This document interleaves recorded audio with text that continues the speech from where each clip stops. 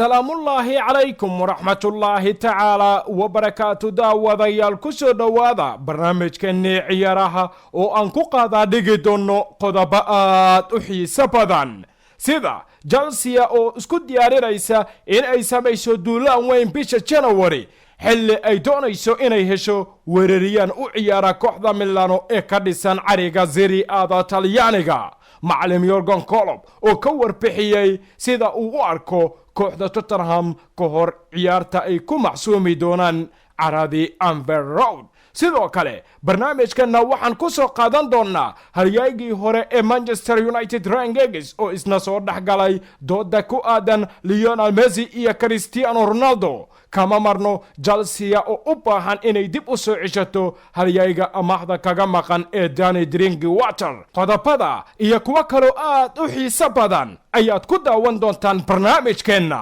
ugu horeyn laagsar muuqaalkan subscribe dhaho channelkeena adigoo riixaya calaamada gambaleelka si aad u noqoto daawadaha ugu horeeya ee muuqaaladeena mahadsanid halkani waa Tulito Channel tababaraha kooxda Liverpool ee Jurgen Klopp ayaa shir jaraa'id uu ka soo muuqday ka hor kulanka ay la ciyaari doonaan naadiga Tottenham ee horyaalka Premier League dalka Ingiriiska wuxuu ka digay halista Tottenham ay ka qaabili karto kooxda ka dhisan gobolka Merseyside iyo Caradi Amber Road kooxda Liverpool uu hogaamiyo macallimka reer Germany ee Jurgen Klopp ayaa axadda ciideedii Amber Road waxay ku soo dhaweyn doontaa naadiga Tottenham si ay u wada ciyaaraan kulan ka tirsan toddobaadkii 10aad ee xilli ciyaareedkan waxaana uu noqon doonaa kulan kale oo imtixaan weyn ay mari doonto kooxda Liverpool kaasi oo ku qotaba in loo saadaalin karo xilli ciyaareedkan in si ambitina ay ku qaadi karto horyaalnimada tartanka ugu xamaasada badan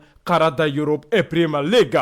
Jurgen Klopp ayaana waxa uu yiri xaaladda Tottenham ma xukumi karo wax fikrad ah kama haysto tani waa xaalka kubadda cagta laakiin iyaga ma aysan iloobin sida loo ciyaaro kubadda cagta tan iyo markii aan wada ciyaarnay ciyaar u dhaxaysa labada kooxood waa finaalkii Champions League oo si raaxo leh ay ku qaaday kooxda Liverpool isla markaana noqonayay keedii lixaad waxaana ay gelgeleen habeenka caasimadda Spain waxaana ay u noqotay habeen aan ku go'i doonin xusuusta taageerayaasha Liverpool waxaana intaasi uu ku sii daray kuma soo gali doono ciyaarta si kalsooni leh sida inaan ogahay waxa dhici doona sababtoo ah iyaga waxay ka mid yihiin kooxaha ugu heerka sareeya waa inaan ixtiraamaa waxa suurtagal ah in Tottenham ay soo bandhigto kulan weyn maadaama ay haystaan ciyaartooy weyn sida Harry Kane Heung-min Son iyo Christian Eriksen ayuuna dhinac kasta tilmaamay macallimka reer Germany ee Jurgen Klopp oo ka dayrinaya xaaladda kooxda Tottenham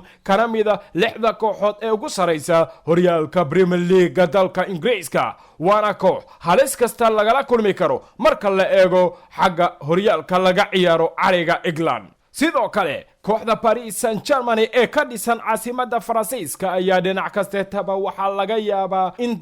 daaqada ay ugu soo dumaan oo maxaa yeelay 2020 dhinac kasteetaba kooxda Real Madrid ayaa bartilmaameed weyn ka dhigan doonta saxiixa laacibka reer Faransa ee Kylian Mbappe oo ka mid ah weeraryahanada da'da yar ee ugu wanaagsan qaaradda Yurub inkastoo xiriir wanaagsan uu kala dhaxeeyo maamulaha kooxda PSG ee Thomas Tuchel haddana kooxda ayaa dhinac taba waxaa la tilmaamayaa in hankeeda sara ay u qaadayso sidii garoonka Santiago Bernabeu ay ku keeni lahayd mid ka mid ah jiilalka da'da yar uguna wanaagsan caalamkan wararka waxay intaasi ay ku sii darayaan Neymar ayaa mar kale waxaa la filayaa in gabi ahaanba uu ka tagi doono kooxda PSG waxaana laga yaabaa sanad gudahood kooxda PSG inay ku wayso laba ciyaartooy oo muhiim ah Neymarna waxaa loo xaglinayaa in uu dib ugu laaban karo kooxda Barcelona oo 2 sano ka hor uu ka soo farabaxsaday reer Cityna dhankooda waa riyaaqsan yihiin ilaan waxaa lagu dhawaaqay abaalmarinta xidiga ugu fiican toddobaadkii dhawaan soo idlaaday ee tartanka Champions League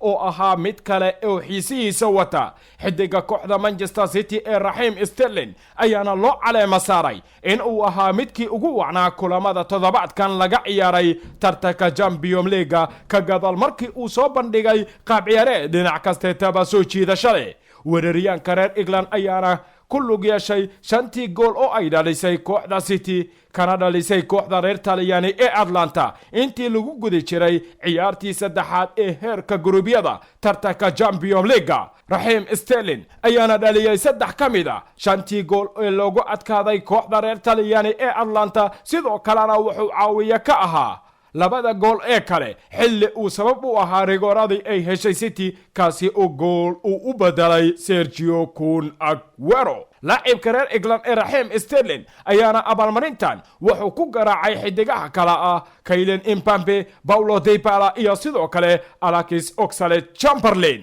inkastoo kooxda Chelsea ay ku dhacday xayiraad xagga suuqa kala iibsiga ciyaartooyda haddana waxay soo bandhigtay qaab ciyaareed dhinac kasta taba ka wanaagsan kooxda Manchester United oo suuqii dhawaa soo adeegatay laakiin haatan ku jirta kaalin aan sidaasi u wacnayn iyo qaab ciyaareedkeedii ugu liidanaa muddo 30 sano kadib. Chelsea waxayna diyaar u tahay inay dalab ka gudbiso weeraryahanka kooxda Milano ee Piatek haddii xayiraadda suuqa kala iibsiga ciyaartooyda laga xalliyo bisha Janaayo sida laga soo xigtay jariirada Calcio Mercato. Chelsea ayaana laga mamnuucay in ay wax saxiix ah samayso suuqa kala iibsiga ciyaartooyda waxaana macquul ah in bisha Janaayo gabi ahaanba xayiraadda laga qaado maadaama ay ku xadgudubtay suuqa ciyaartooyda da'yarta ah. si kastaba ha noqotee maamulka Chelsea waxay ku kalsoon yihiin in bisha January xayiraadani laga qaadi doono waxaana ay diyaar u yihiin in Piatek ay ku dalbadaan adduun lacageed gaaraya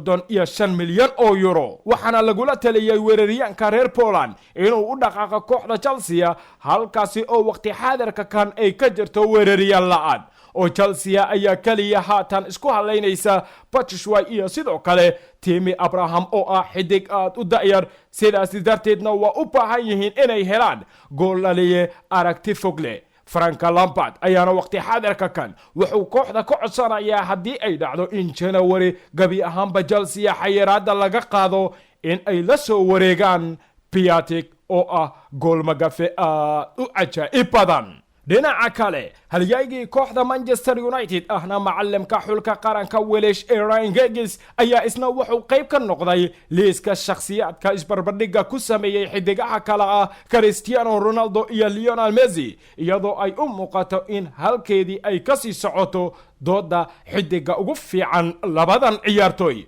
Ryan Giggs oo horay uga soo garab ciyaaray Cristiano Ronaldo Manchester United ayaana waxa uu sheegay waxay ahayd inaan doorto Cristiano Ronaldo maxaa yeelay wuxuu ahay saaxiibkay waxaan arkay isagoo sameynaya horumar laakiin Leo Messi waa ciyaaryahan aqli badan kaasi oo aad arki karto hal jeer nolosha oo dhan. guud ahaan xulashada ciyaaryahanka ugu fiican ee labadan xidig waa ay adag tahay laakiin marka aad ka hadasho Ronaldo iyo Messi ma jiro isbarbardhig sababtoo ah xidiga reer Argentina wuxuu sameeyaa waxyaabo badan oo aad u adag laakiin isaga u fudud. intaasi ayuuna ku gaabsaday halyaygii hore ee kooxda Manchester United haatanna ah hogaamiyaha xulka qaranka Welsh. Lionel Messi ayaa haysta abaalmarinta Best oo ah midka ugu wanaagsan dunida 6 jeer halka Ronaldo uu haysto 5 jeer. sidoo kale Leo ayaa ku guuleystay abaalmarinta goolalinta Kabta Europe ilaa iyo 6 jeer halka Ronaldona uu haysto ilaa iyo 4 jeer. kooxda Chelsea ee ka dhisanna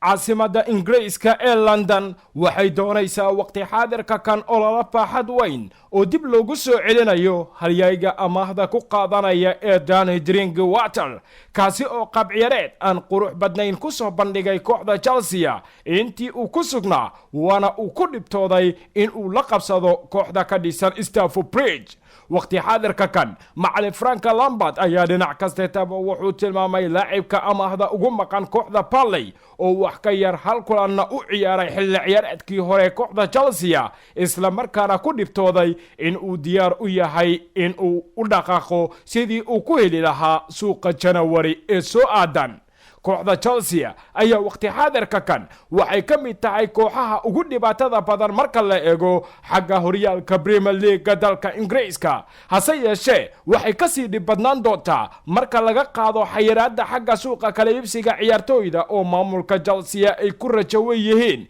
inay dhici doonto bisha January ee soo aadan waxaana uu u baahan yahay macalin Frank Lampard inuu helo weerariyaan gool magafa ah sidoo kale wuxuu xiisaynayaa inuu helo laacib ka ciyaari kara xagga difaaca oo maxaa yeelay dhibaato daafac ayaa dishtay waqti xaadirka kan kooxda ka dhisan caasimadda London